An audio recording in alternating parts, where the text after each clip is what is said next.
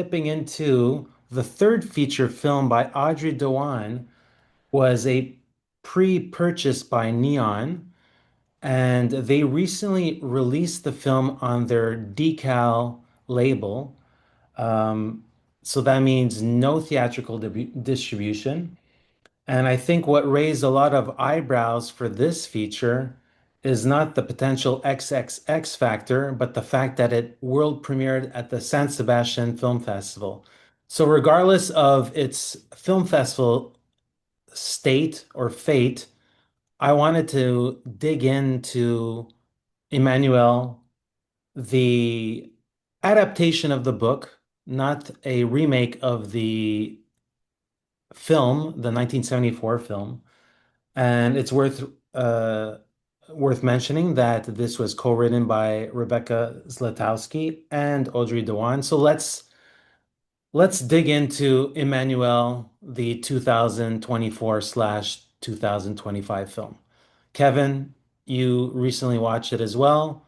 How did you feel about this film? Uh, it was, I actually think it's a bit of a shame it was ignored. I don't think it's a good film. I don't think it works, but I think the approach is interesting. I think that Audrey Diwan and Rebecca Zlotowski are trying something in their approach that's maybe too over intellectualized Hmm. for for how it turns out. But I think somewhere along the way they had a good idea for about a story about a woman who is seeking sexual pleasure and unable to find it in some way. Uh, but yeah, along the way, I think it just became uh, too fussy, too formal, I guess, to have any life to it. This follows her Golden Lion winning happening, um, l'événement. Wait. And both films are sort of like talking about, to a certain extent, female agency, Hmm.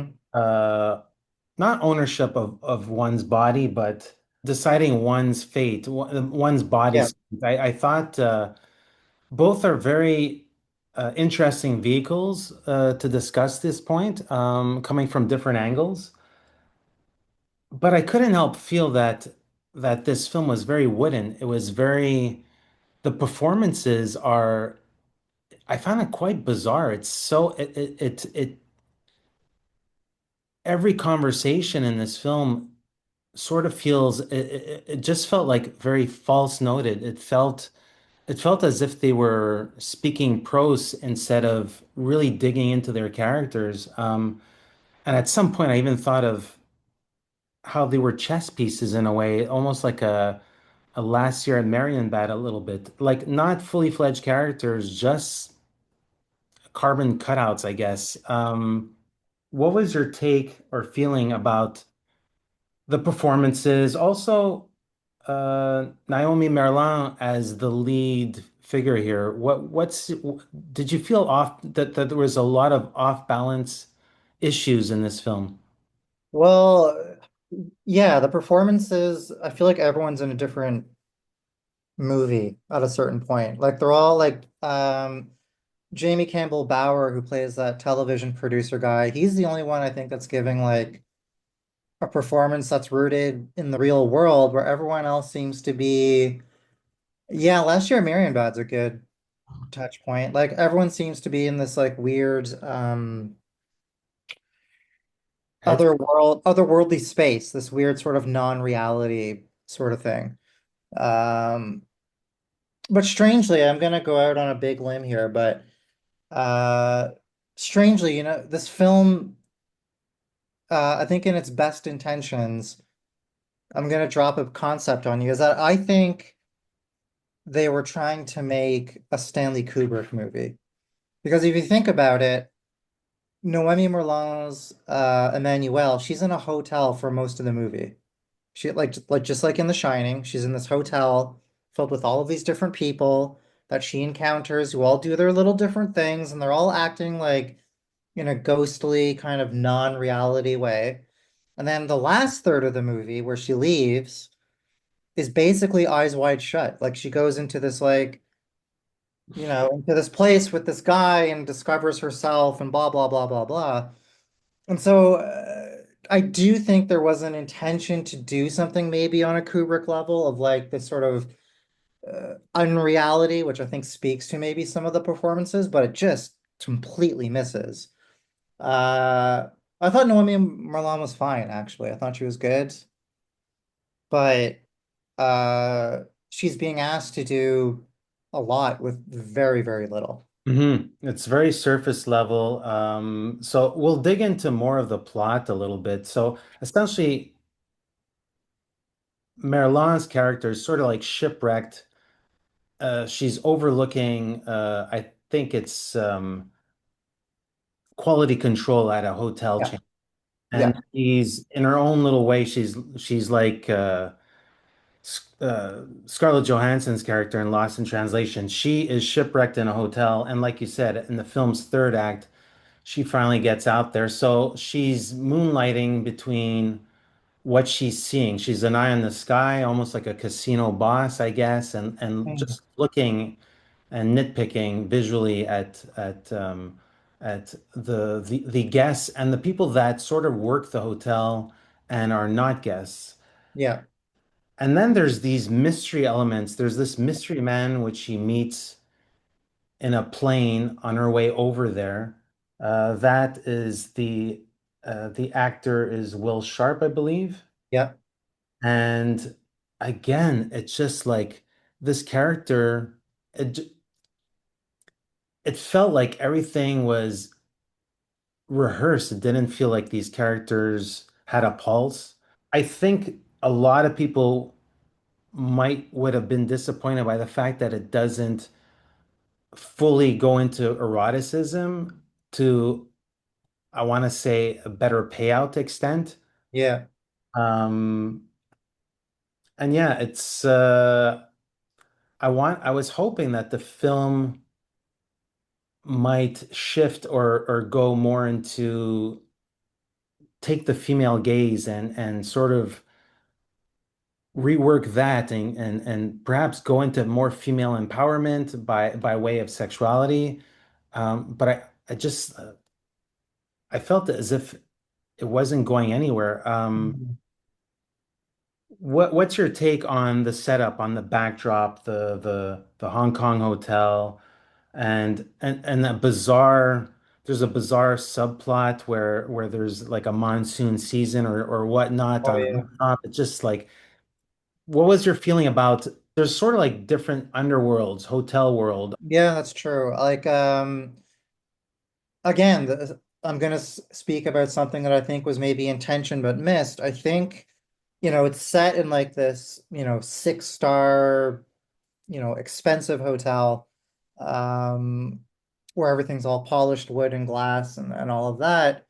And I think maybe there's a reach there for saying something about how capitalism eats away at desire or things like this. I don't know. And so I think that's what the setting was trying to do with her.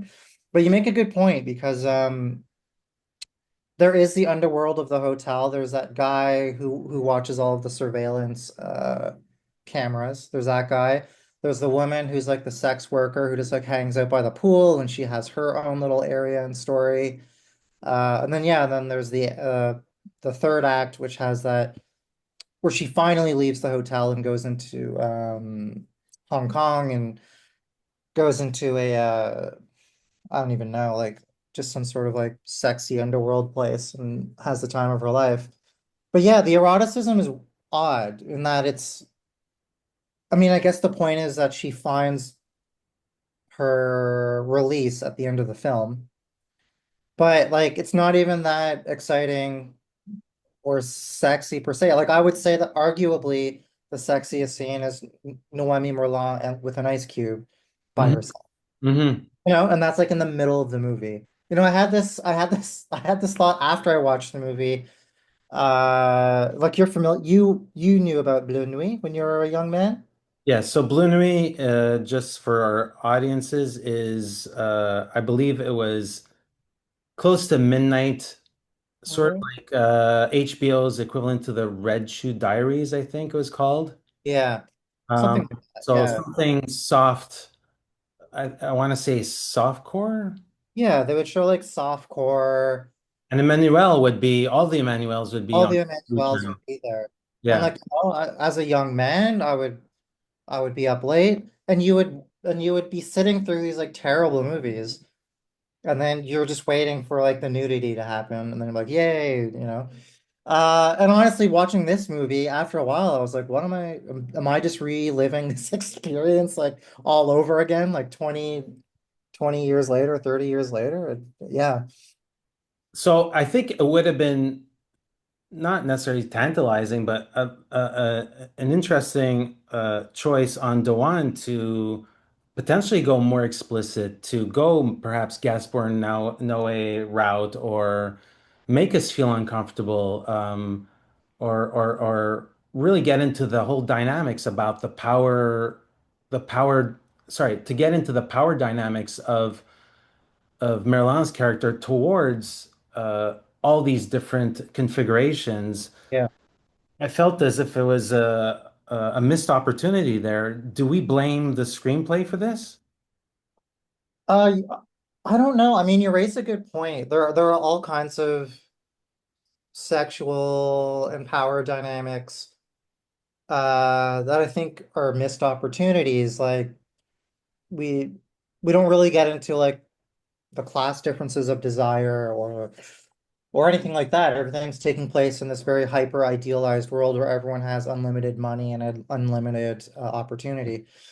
I think it's a project that it feels to me they just uh overthought it.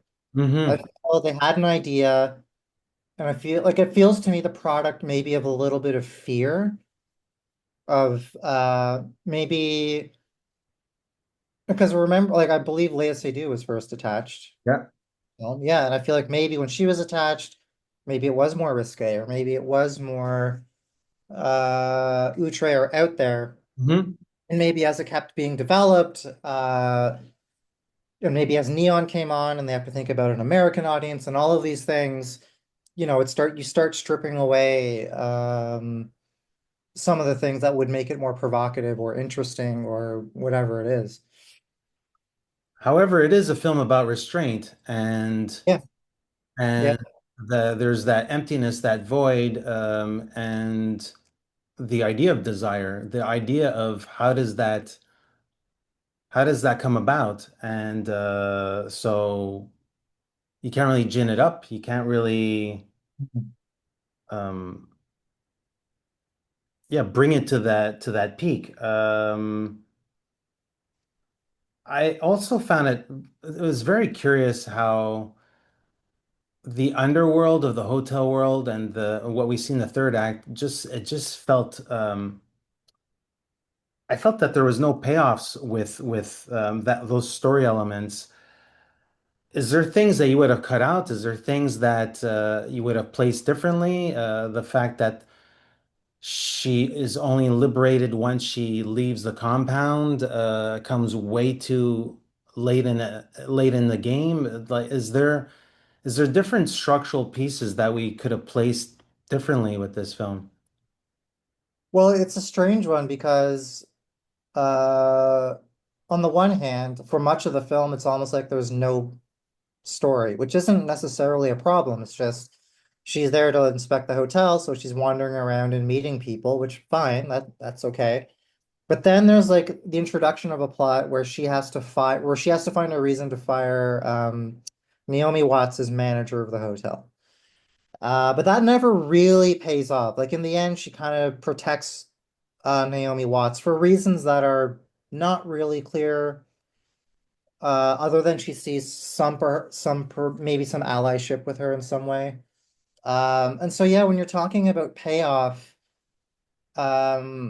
I think there is a thing in the film where it tries to build up all of these teasing elements, but they don't yeah, they don't pay off. And I don't know, again, like, was that intentional? Is that a comment on what we expect from films like this? Like maybe it's a judgment on the audience. Like maybe it's our problem for watching the film like this and expecting there to be more eroticism and Mhm. sexual payoff and things. Like I don't know.